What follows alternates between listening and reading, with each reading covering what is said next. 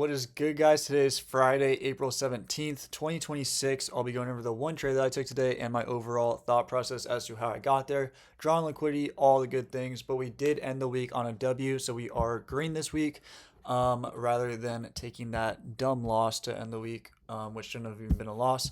Here are my executions. As you can tell, super bad slippage, but nonetheless, I will just go straight into it. So, high time frame, what was I looking at? Well, on the 4 hour, what are we doing?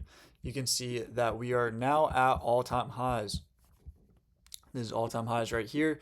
So now we are in this extremely bullish trend, trending towards all-time highs. Once we get in this proximity of all-time highs, then we will start to have just always looking for longs, right? There's no scenario that you should ever be shorting here because a short is just going to be way less probable. You could have an A++ structure of a short and your drawn liquidity will just be wrong because we're at all-time highs and fail to go lower.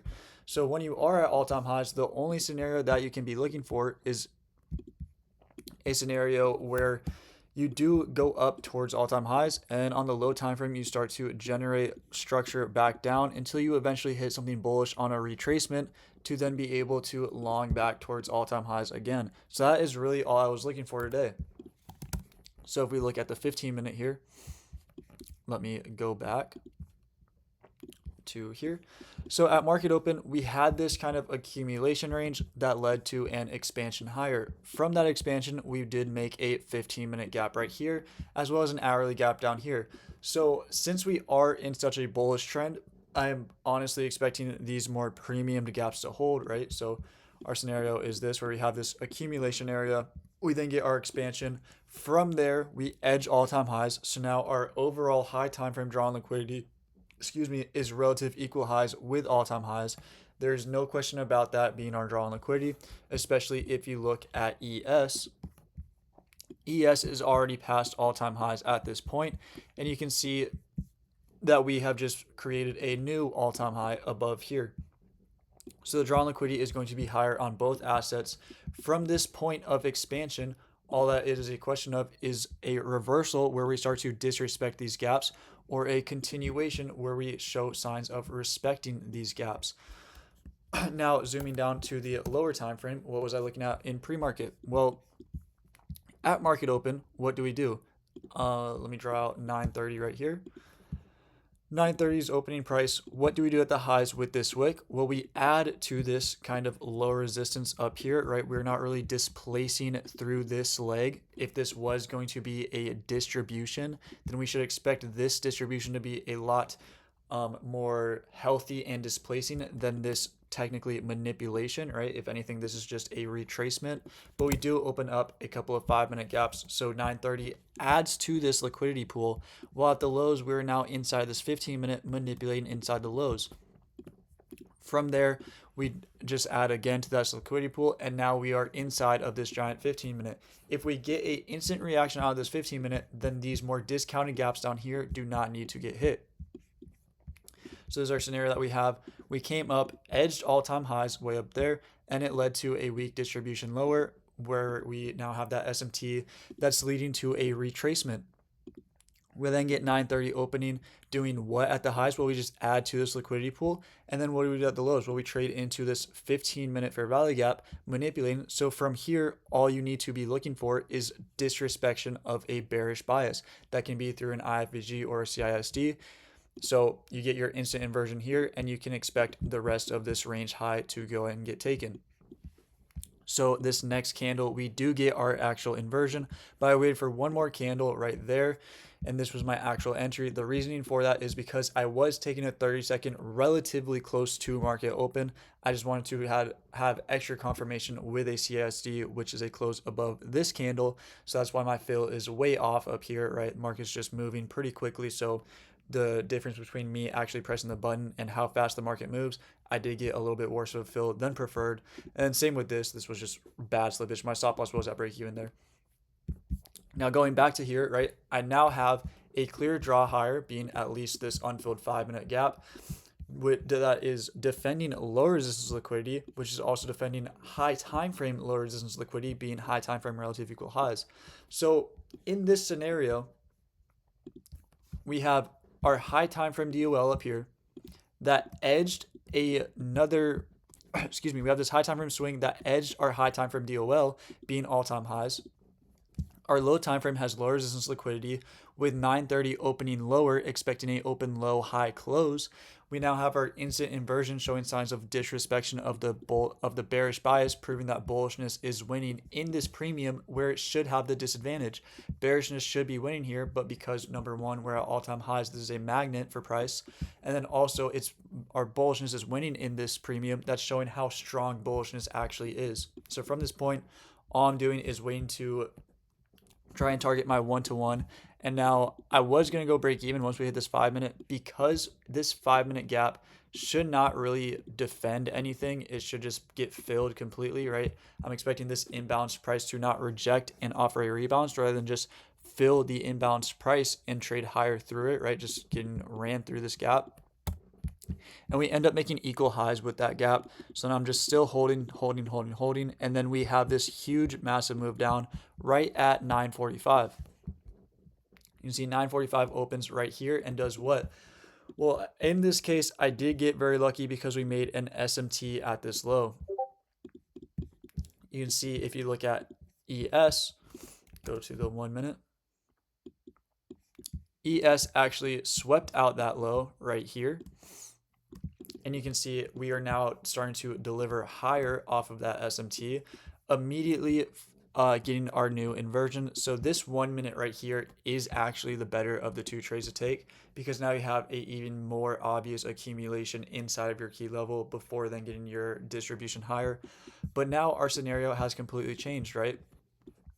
We now just have this edge of that high time frame liquidity pool start to generate liquidity lower. 930 opens lower, right? We have that generation of liquidity higher. We open lower, get our inversion, and then we start to generate even more liquidity at the highs. 945 opens, does what?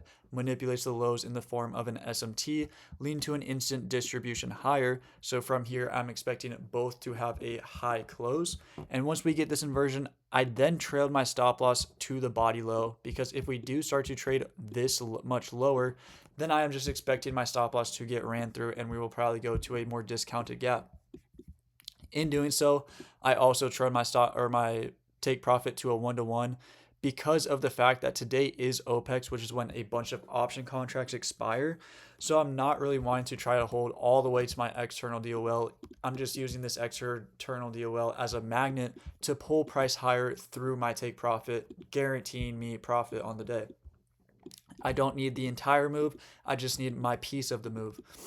So from there, I was slightly over leveraged. This just brought my risk down to a 1% risk. I was risking initially like 650 per account, but now this brought it to around 500-ish or so, a little bit over. And then from here, I took my TP there, but I only took off, I left 2 contracts on by accident. So I just left those at break even and I moved it to break even. I'm like, if we're going to go, we will go, right?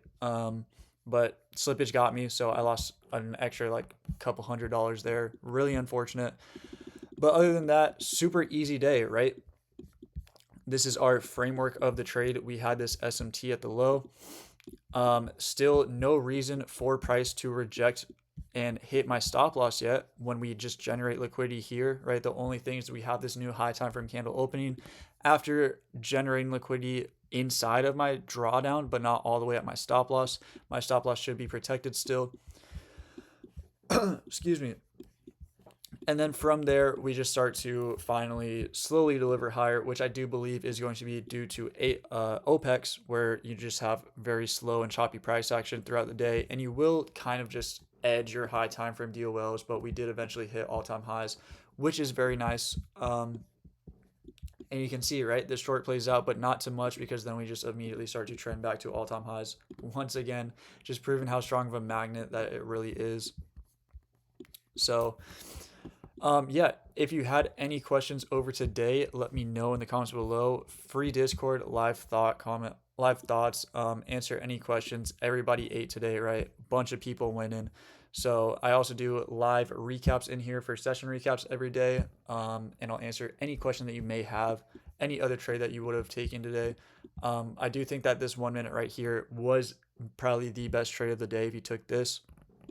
The only reasoning for not taking it would be, or not taking it, excuse me, getting break even on it would be going break even at this 5 minute gap right here. And the only way that you could justify holding through that gap is because what is it attacking versus defending?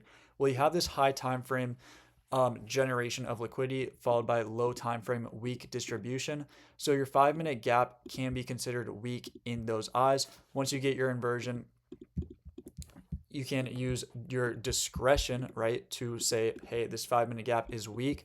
I think that it will just offer a rebalance rather than a whole another distribution lower to take my stop loss before then finally trading all the way to that high time frame DOL. If you are a newer trader, I do think that's completely fine to go break even here, especially with the fact that it is OPEX today. We normally just get those like small 1 to 1 hour scalps type of trading. Whereas on a normal day, probably could have just held through this all the way to your external draw. But it is just defending low resistance and attacking high resistance in the form of, excuse me, pull over here, in the form of an SMT low inside of a high time frame gap, followed by distribution creating a lining P array. So we have this 1 minute gap, we have a CISD, we have a breaker block.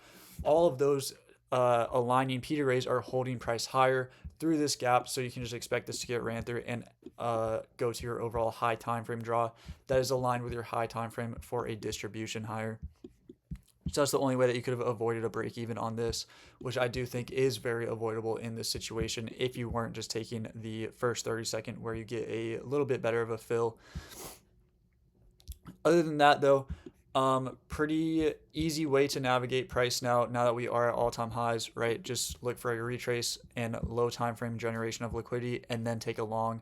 But yeah, if you have any questions, let me know in the comments. Like, comment, sub, all the good things. Thank you guys so much for, I believe, 670 subs. Absolutely insane to me. Literally flying through those numbers. So really do appreciate y'all. I hope that you guys have a great rest of your weekend and a great rest of your day. And I will see you later. Peace.